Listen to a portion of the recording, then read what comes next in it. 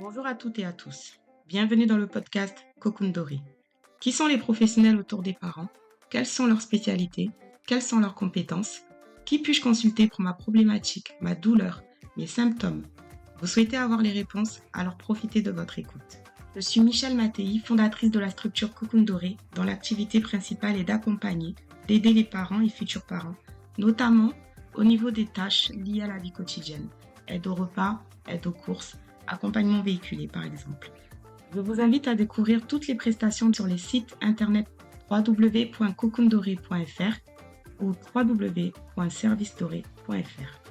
Vous avez accès au questionnaire sur le site www.cocoondoré.fr pour transmettre vos questions destinées aux professionnels. Vous pouvez également suivre les actualités de la structure Cocoon Doré sur les réseaux sociaux Instagram, Facebook, LinkedIn. Merci à vous et bonne écoute.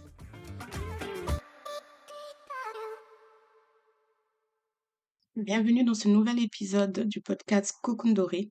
On va parler aujourd'hui d'un métier peu connu. Il s'agit du métier de la doula. Aujourd'hui, j'accueille Floriane Zitouni qui va nous parler de son métier de doula. Merci Floriane d'avoir accepté de participer au podcast Cocoon Doré et de répondre aux questions des parents. Merci à toi pour l'invitation surtout. Floriane, tu es doula. Je suis très expérimentée, pleine de ressources et j'ai hâte d'entendre tout ce que tu vas dire parce que je sais que je suis fan.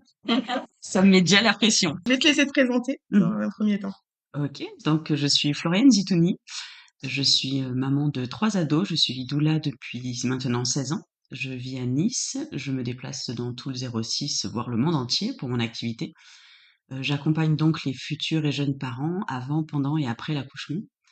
Me présenter. En fait, ça dépend dans quel milieu, mais je peux me présenter dans plein de dans plein de sphères. Ça, c'était, on va dire, une présentation courte et simple. Donc voilà pour ma présentation, mais après, je pense que je peux développer au fur et à mesure des questions. D'accord. Je vais un peu parler de ton parcours personnel parce que je trouve D'accord. ça très intéressant. Tu as quand même des enfants, Ouais. 3 enfants. 3 ados même. Ouais. D'accord. Mon fils aîné de 16 ans, que j'ai, vu qu'on parle d'accouchement, que j'ai eu par césarienne, c'est un petit peu le facteur déclencheur de pourquoi je suis devenue doula. Derrière, j'ai eu ma fille qui a maintenant. Alors maintenant, je viens de me rendre compte que je me trompe d'âge parce qu'ils sont tous nés en avril et on est en avril, donc ils vont tous avoir 17, 15 et 13 ans. Floriane, tu vis à Nice. Tu as pas mal voyagé. Tout à fait. Hein, je suis née et j'ai grandi à Nice et après je suis partie aux États-Unis 2 fois pour mes études et travailler. Après, j'ai fait beaucoup de voyages dans vie personnelle et professionnelle. Je veux devenir doula trotteuse, hein, une traveling doula. Donc partout où on aurait besoin de moi, je suis partante pour aller dans le monde entier. C'est en fait ma première passion. Au départ, j'ai un BTS de tourisme, donc j'ai la passion des voyages et de l'accompagnement du voyage. Donc je suis restée toujours dans le domaine de l'accompagnement, mais maintenant c'est plus le voyage à proprement dit, c'est le voyage de la naissance. Et comment tu en es venue à devenir doula? Donc, comme je disais, j'ai eu mon fils par césarienne il y a presque 17 ans. Et alors que je m'attendais à quelque chose de très naturel, de très simple, c'est fini en déclenchement et en césarienne d'urgence, ce qui m'a valu un bon 4 mois de pleurs à chaque fois qu'on me parlait de mon accouchement. Donc suite à ça, pour me remettre un peu et de faire ce deuil de cet accouchement idéal, j'ai commencé à pas mal à lire, à m'informer, puis à trouver des petites formations, des séances d'information, et je suis tombée dans la marmite de la périnatalité. J'ai plus jamais quitté ce domaine en fait. D'accord.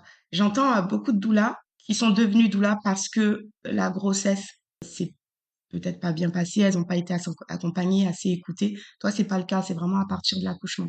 Tout à fait. La grossesse, j'avais pas vraiment de recherche particulière. Ça a été vraiment l'accouchement, le facteur déclencheur de tout ça, ouais. Après, c'est D'accord. vrai que beaucoup de doulas deviennent doulas suite à quelque chose de très positif ou très négatif. C'est en général, c'est un peu le phénomène qu'on a baptisé la matrescence. Ce qui nous fait devenir mère nous chamboule tellement qu'on se pose plein de questions. On se passionne pour le domaine. Il y en a, ça va être passager, juste le temps d'avoir des enfants en bas âge. Et il y en a comme moi qui, malgré les enfants qui grandissent, je reste passionnée de ce lieu-là. Alors, comment tu t'es formée et puis après, au sens plus large, comment on peut se former doula? Quelles associations il y a autour de nous ou des centres de formation? Qu'est-ce que tu peux nous dire sur ça? Alors ça a beaucoup évolué parce qu'évidemment, comme moi j'ai commencé, c'était vraiment les prémices, les premières années d'existence des doulas en France. Donc moi, j'ai commencé à me former par des modules, on va dire, ponctuels dans différentes villes avec différents intervenants. Je pense que d'ailleurs la première formation que j'ai faite, c'était avec Michel Audin et Liliana Lamers. Et une fois que j'ai mis le pied là-dedans, je me suis renseignée à chaque fois sur d'autres. Mais moi, c'était toujours par module parce que il n'existait pas encore de formation à proprement dite. Donc, je suis allée en Suisse pour faire des modules toujours en complémentarité de ce que je pouvais apprendre au fur et à mesure. En fait, moi, en perpétuelle formation, je suis en formation toujours continue, ce que j'appelle. Je trouve ça important parce que les choses évoluent, il y a des nouvelles, il y a toujours des nouvelles choses à découvrir. Et puis moi, de toute façon, ça me passionne de me former. Depuis le Covid, il y a eu un espèce de doula boom où beaucoup de femmes se sont posées des questions et ont voulu devenir doula. Donc, pas mal d'instituts de formation ont été créés suite à ça. Autant des formations en présentiel, des formations en ligne, des formations dans le monde de la francophonie, parce qu'il n'y a pas seulement en France qu'on peut trouver des formations de doula. Il y a tout le monde. Il y a en Suisse, en Belgique, au Canada. Et en présentiel, pareil, il y a des formations longues sur environ 9 mois à 1 an, comme l'Institut des doulas de France, Envol et Matrescence, le Centre Galantis. Et après, il y a pas mal de choses qui se font en ligne ou en format mixte, c'est-à-dire un peu en présentiel et un peu en ligne. Il y a un peu tous les formats qui existent de nos jours. La doula en France n'est pas reconnue. C'est le cas dans d'autres pays.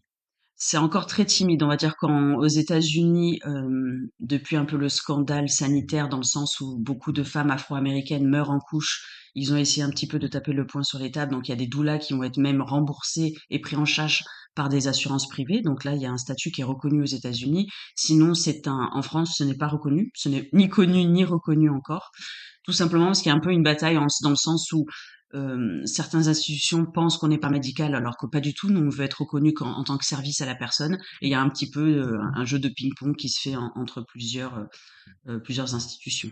Je reviens sur ce que tu dis quand tu dis pas connu, parce que effectivement, je connaissais pas du tout. Avant de rentrer dans le milieu de la maternité, enfin de m'y intéresser, je connaissais pas du tout vraiment la doula. Et puis même quand j'ai fait mes recherches, que j'ai regardé un peu ce que c'était, comme je te l'avais dit, pour moi c'était un peu mythique en fait.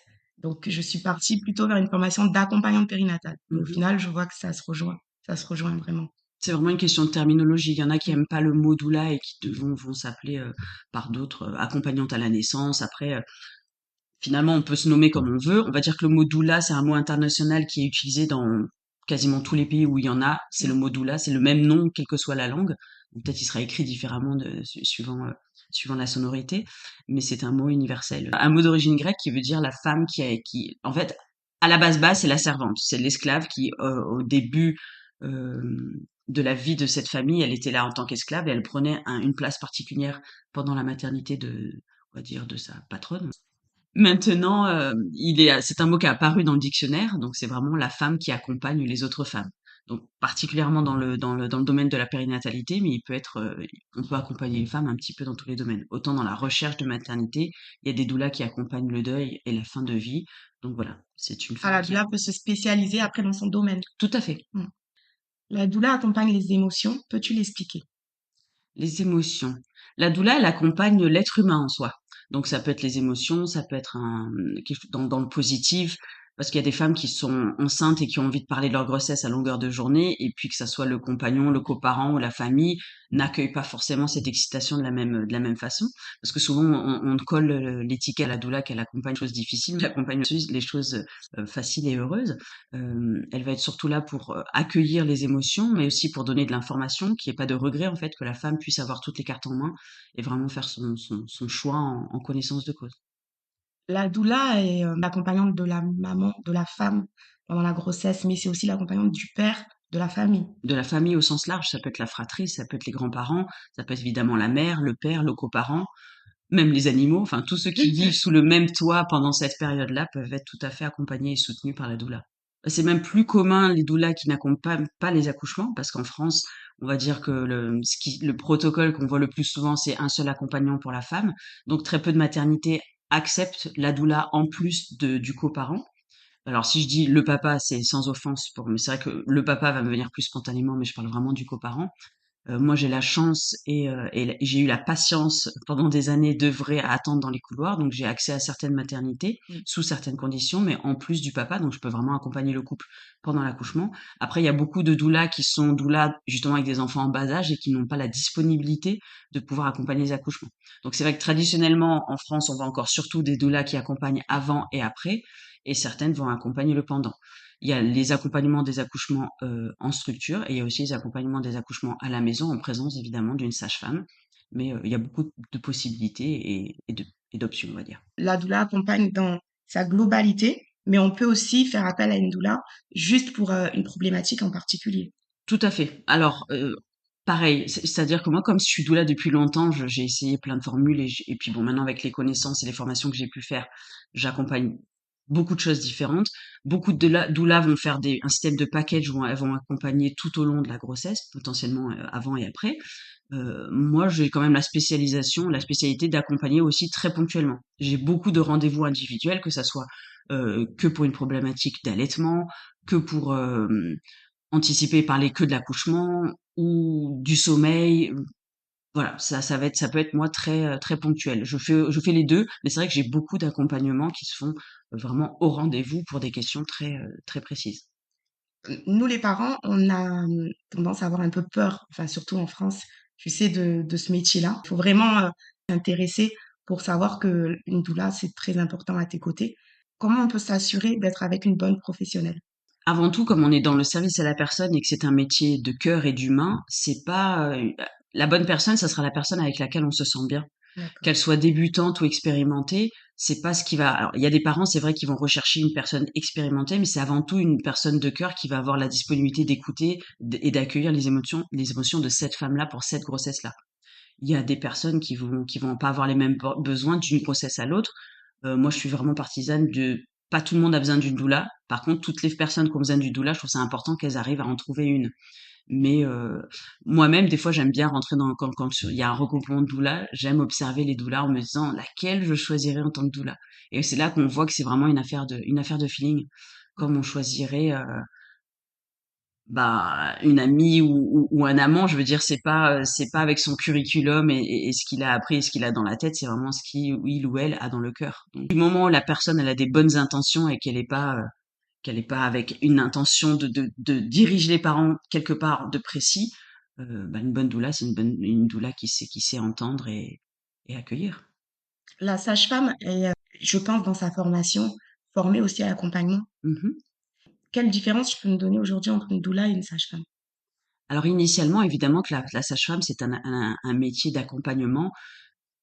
Avec l'évolution des années, c'est avant tout un métier évidemment médical, qui vient enfin d'être reconnu comme profession médicale et non pas paramédicale ou autre. Les sages-femmes peuvent prescrire, les sages-femmes sont responsables de la bonne santé de la mère et de l'enfant. Tant que tout est physiologique et non pathologique, elle peut faire tout à fait un suivi de A à Z d'une grossesse. Maintenant, quand il y a une pathologie, certaines sages-femmes qui font des suivis gynécologiques peuvent suivre une pathologie jusqu'à un moment où elle devra être référer sa patiente à un gynécologue. C'est-à-dire que du coup, comme la sage-femme fait un accompagnement quand même très médical, il y a parfois pas forcément la disponibilité pour prendre le temps de répondre à toutes les questions d'une femme enceinte. Donc, quand on est sur un domaine médical, la sage-femme évidemment va accompagner et faire ce suivi. Quand maintenant c'est des questions logistiques, l'achat du matériel et tout ça, là on va être plutôt dans la compétence de la doula. D'où cette importance, je pense, qui est très complémentaire où le rôle de la sage-femme et de la doula, chacun a son domaine et on peut tout à fait travailler ensemble au bien-être de cette femme. D'accord. Concrètement, sur quel sujet tu vas pas tous me les dire parce que de toute façon, l'être humain est différent et les sujets peuvent être nombreux. Mais concrètement, en prénatal et en postpartum, sur quel sujet on a tendance à t'appeler ou sur quel sujet tu interviens? Alors il y en a, ça va être du moment où elles font leur test de grossesse, ça va être un appel dans le sens oh là là, je vais sur internet, en fait, je sais pas par où commencer. Quels sont mes droits? Qu'est-ce que je dois faire? Qu'est-ce que ci? Qu'est-ce que là? La plupart des femmes ont quand même le réflexe gynécologique. Le travail de la doula, en tout cas de la manière dont moi je le pratique, c'est vraiment sensibiliser à l'existence des sages-femmes. C'est un métier qui est très peu connu et pourtant elles ont une largeur et un domaine d'activité qui est très important et assez impressionnant. Donc déjà, moi, quand j'accueille, on va dire, ou je vais d'ailleurs, j'accueille pas, la plupart du temps, je fais que du domicile, donc je vais chez la maman. On trouve une sage-femme qui est proche de chez elle. Je dis déjà, la première chose à faire, c'est prendre rendez-vous avec une sage-femme pour commencer ton suivi, faire la déclaration de grossesse et tout ça. Ce qui surprend souvent. Souvent, on me dit: «Mais alors à quel moment je vois un gynéco?» Tout dépend de où la femme accouchera, elle aura besoin, oui ou non, d'un gynéco. Si elle va dans le privé, elle aura besoin forcément d'un gynécologue pour accéder à une clinique privée. Si elle va dans le public, une femme peut ne pas voir un gynécologue de toute sa grossesse. Hem, Après ça va être vraiment, tout ce qui est questions-réponses, sur, le congé maternité, et qu'est-ce qu'elle peut faire, tous les cours et toutes les activités autour de la périnatalité qui peut exister dans notre géographie, locale. La sensibiliser sur l'importance de se créer un réseau, surtout pour le postpartum, s'entourer de femmes qui vivent la même chose. En fait, c'est vraiment créer une communauté et créer un lien. Et après, ça va être sur toutes les appréhensions elles peuvent avoir sur bah, l'accouchement, à quoi s'attendre, que ça soit le sac. Souvent, on dit ah ça coûte cher, qu'est-ce que je dois acheter.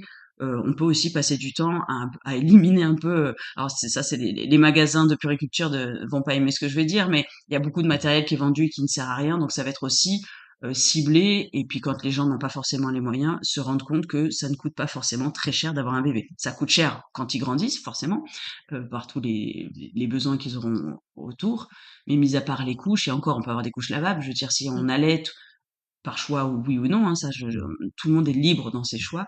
En fait, il y a plein de champs d'action. Et pour le postpartum, ça va être le retour à la maison, l'allaitement, l'installation de la chambre, la place du père, que chacun trouve sa place, la logistique. Enfin, c'est vraiment très large.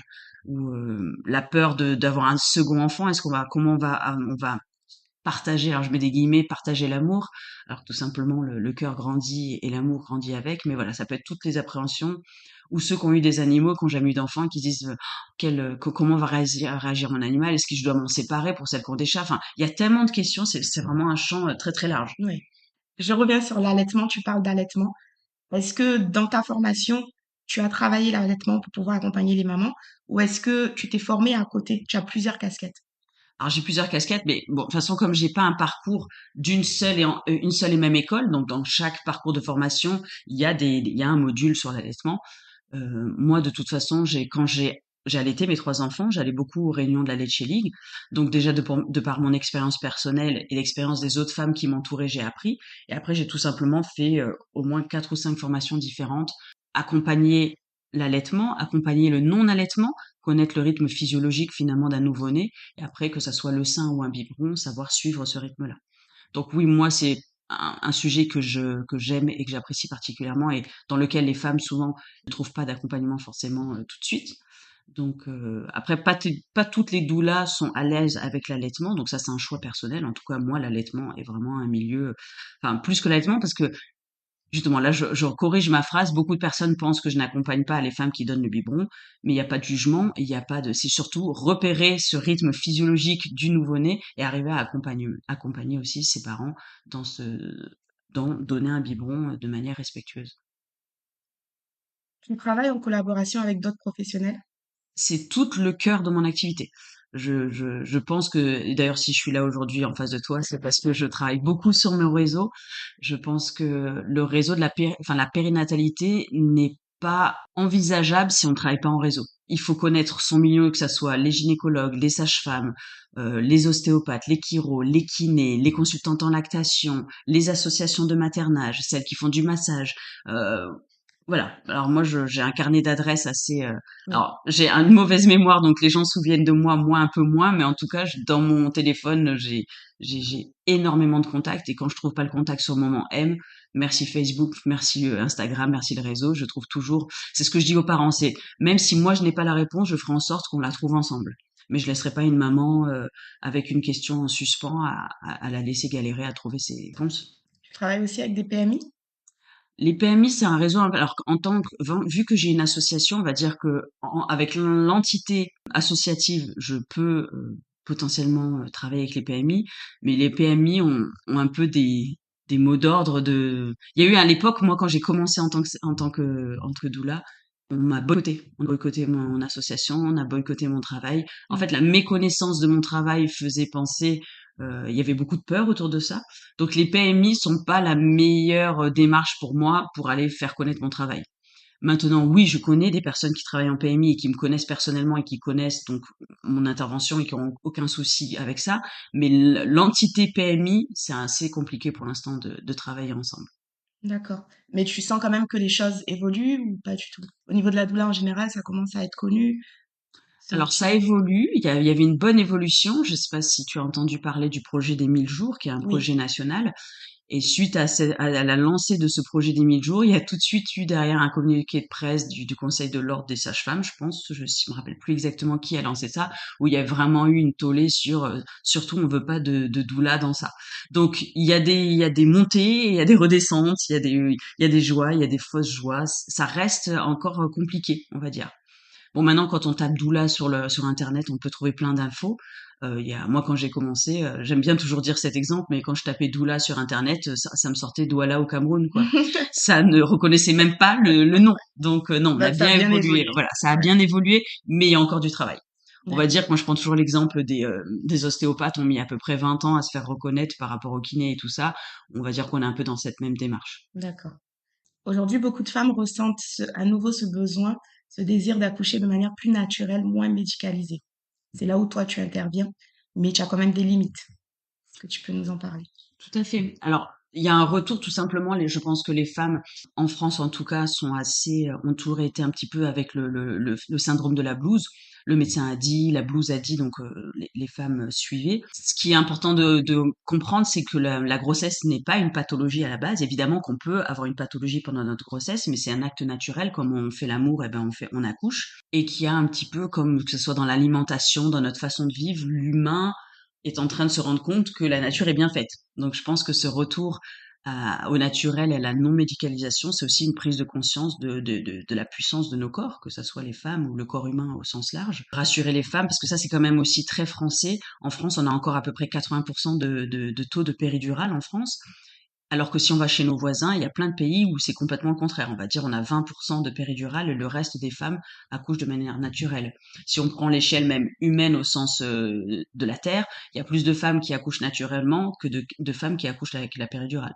Donc il y a vraiment un phénomène culturel et de mode aussi, on va dire. Donc je pense que c'est ça aussi, c'est que les femmes sont en train de se rendre compte que, ben oui, en fait, accoucher, on le fait depuis la nuit des temps et on peut le faire comme toutes les femmes du monde. Je casse les a priori, donc on est bien d'accord que l'accompagnement d'une doula ne veut pas dire forcément accouchement à domicile Ah non, bien au contraire. Moi, j'accompagne beaucoup plus d'accouchements en structure qu'à domicile. et non C'est une option. médicalisé. J'accompagne aussi les femmes qui, alors, il y a même des femmes qui me contactent en disant j'aimerais avoir une doula, mais attention, moi je veux une péridurale.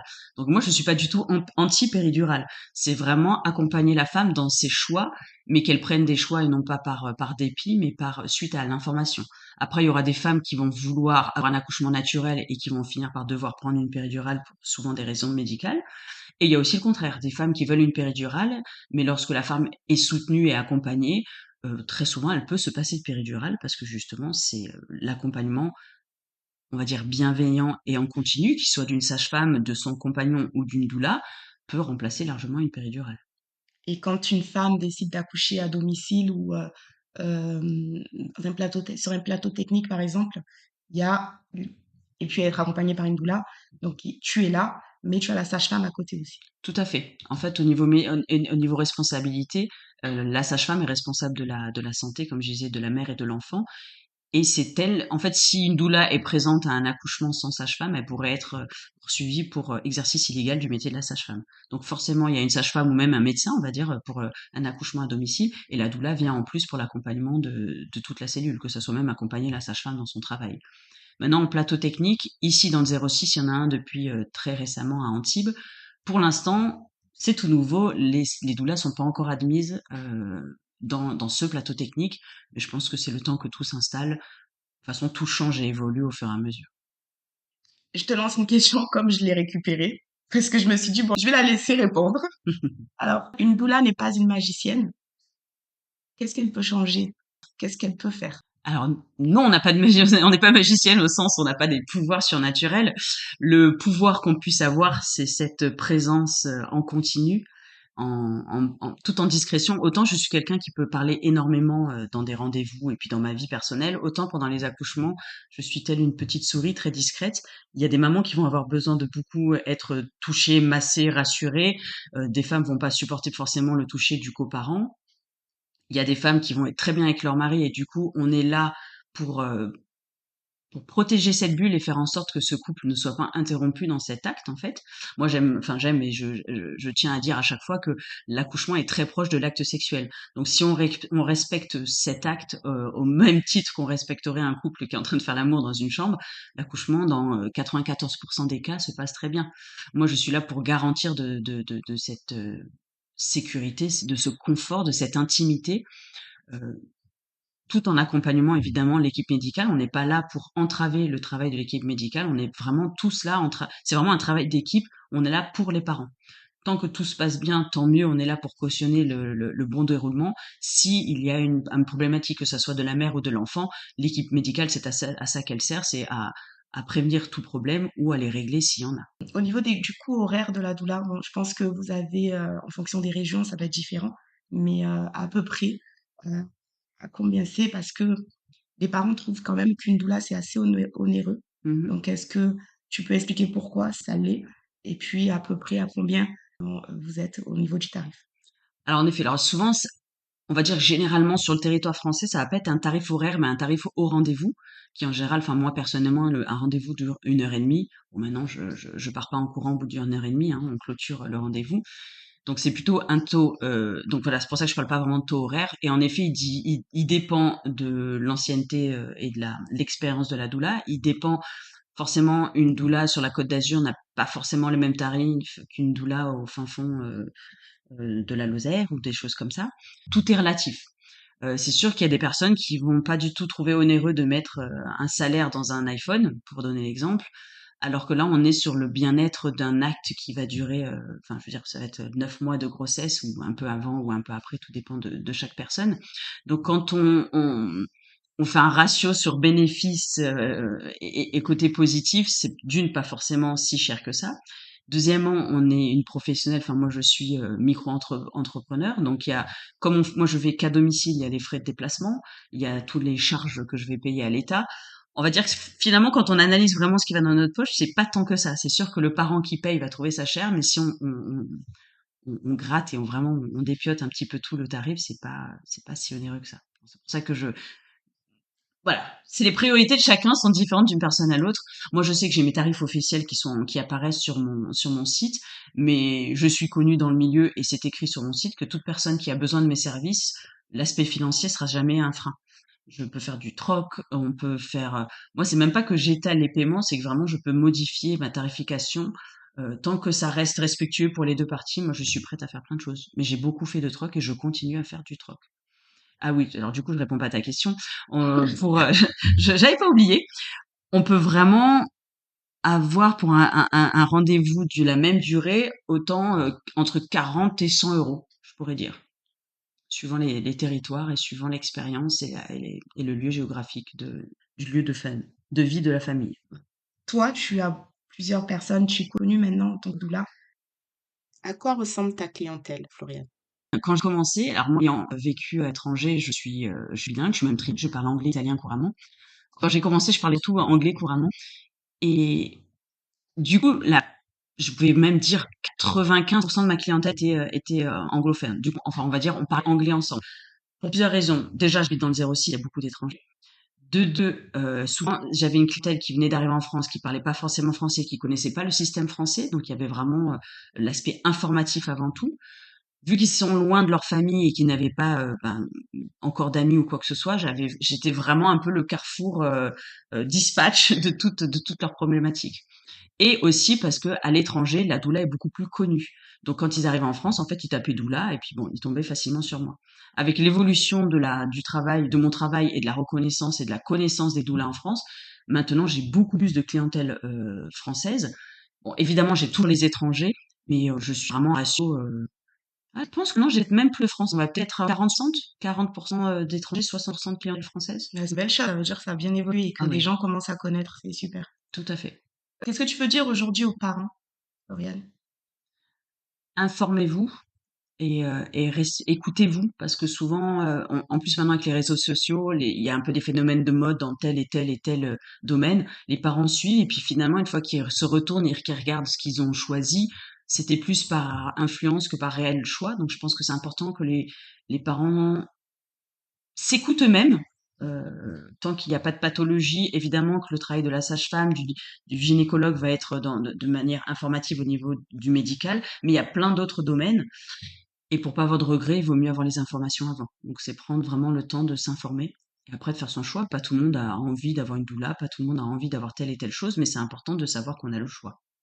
Donc, tu sais que pour ce podcast, je récupère donc les questions des parents, mais dans ces parents, j'ai aussi des doulas. Mhm. Donc, qu'est-ce que tu peux dire à ces femmes qui se reconvertissent doula? Leur dire que, alors je vois beaucoup de femmes depuis mars dernier, je suis devenue formatrice dans le centre qui s'appelle Envol et Matrescence. On a, enfin moi je vous dis pendant le Covid, j'ai vraiment vu cette envolée doulesque, on va dire, où il y a beaucoup de femmes qui ont voulu devenir doula. Il faut se garder en tête que c'est un métier qui est pas encore connu ni reconnu. Donc une femme qui plaquerait tout pour devenir doula, on va devoir prendre en compte l'aspect financier. Moi, oui, je vis entièrement de mon activité de doula, mais il y a encore beaucoup de doulas en France qui n'arrivent pas à en vivre. Donc je trouve que c'est super, c'est un métier passion, enfin en tout cas pour moi. Et je pense que si on n'est pas passionné, c'est pas un métier à faire. Comme le métier de sage-femme, pour moi, c'est un métier où seuls les passionnés devraient faire ce métier-là. Parce qu'en face de nous, on a des gens qui basculent quand même. Je veux dire, c'est pas anodin cette période de la vie des femmes quand on devient mère, quand on crée cette famille, quand on agrandit nos familles. C'est super. Suivez votre passion, mais gardez un plan B, ou peut-être ça sera un plan A. Enfin, tout dépend. Et puis de s'accrocher, parce que je pense qu'il faut du temps et moi, c'est le temps. Alors moi qui suis pas patiente dans ma vie en général, c'est vraiment un domaine où la patience a vraiment porté ses fruits. J'ai fait ce métier en plus d'un autre pendant pas mal d'années. J'ai fait après un métier à mi-temps pour continuer. Et puis après, un jour, j'ai dit non mais bon, basta, maintenant je veux le faire à plein temps. Et là, ça s'est vraiment envolé et atteint les objectifs que je voulais. D'accord. Tu fais des rendez-vous en visio aussi? Aussi, oui, ça m'arrive. Alors moi, je privilégie l'humain de toute façon parce que de nos jours, on peut tout trouver sur Internet et l'humain a un peu disparu de nos vies. Donc moi, je privilégie beaucoup le face à face. Si c'est une personne qui ne trouve pas quelqu'un, évidemment, j'accepterai, mais j'essaierai toujours qu'elle trouve quelqu'un localement pour avoir ou en plus ou à la place de mon accompagnement. Est-ce que tu veux nous dire un peu plus sur Envol et Matrescence, par exemple, et puis peut-être toutes les activités pour les personnes qui sont intéressées et qui veulent peut-être venir te rencontrer? Alors, en vol et matrescence, au tout départ de la création de cette entreprise, on m'avait demandé d'être une des formatrices. À l'époque où j'étais étudiante et scolairement parlant, j'ai toujours eu du mal à faire mes devoirs. Donc quand ça a été le début et quand j'ai vu la charge de travail qu'il fallait faire, j'ai renoncé. Moi, je leur ai dit clairement que je me sentais pas. Et puis 2 ans après, la directrice et fondatrice Sandrine est revenue voir moi en disant bon, les cours sont faits, est-ce que maintenant tu veux bien venir les dispenser? Donc c'est avec grande joie et honneur que j'ai accepté. Après, je veux vraiment, j'ai toujours dit, je veux vraiment rester une doula active et toujours doula présente aux accouchements. Donc ce qui me convenait, c'est que je suis formatrice en semaine et non le week-end, donc je privilégie et ma vie personnelle et ma vie professionnelle. J'essaye vraiment de combiner tout ça. Après, c'est très récent. Là, pour le premier module, était le mois dernier. J'ai adoré. Je me suis trouvée comme un poisson dans l'eau. J'ai juste adoré transmettre à ce groupe de 18 femmes. C'est à Lyon, une fois par mois. Ça sera jusqu'en novembre. J'ai un- Pour l'instant, je peux pas trop en parler puisque du coup, c'est tout nouveau pour moi. Mais je sais déjà que c'est une aventure qui me fait vibrer. C'est un centre de formation qui me ressemble aussi. Donc après c'est une première expérience, j'ai pas de comparaison non plus, hein. Je trouve que c'est important aussi quand la doula décide, enfin la jeune femme ou la femme décide de devenir doula, qu'elle regarde le contenu et le profil de toutes ces écoles de formation. Je pense que c'est important de trouver l'école qui nous fait vibrer et qui répond à nos attentes. Elles sont toutes différentes.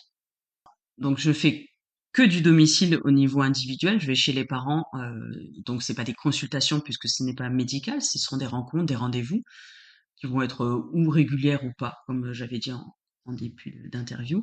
Après, une fois par mois, j'organise des rencontres entre futures et jeunes mamans pour créer du lien, pour vraiment créer des amitiés. J'ai même, une fois que les femmes sont venues à ces rencontres, elles peuvent intégrer un groupe WhatsApp. Elles sont plus de 200 maintenant sur ce groupe. Et d'ailleurs, la prochaine rencontre est mardi prochain, le 11 avril.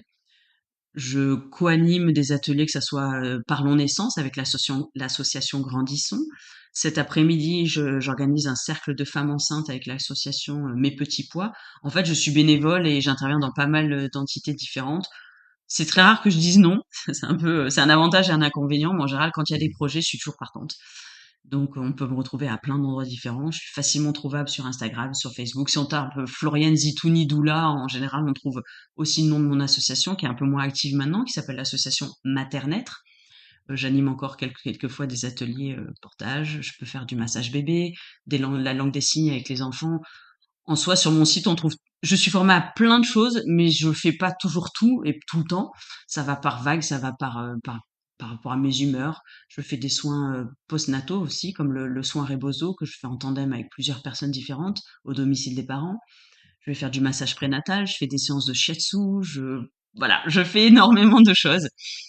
Et c'est toujours avec grand plaisir. Et là, en fait, comme je dis, ça va souvent par vagues. Ce qui a beaucoup de succès en ce moment, si je fais des sessions de resserrage du corps après l'accouchement.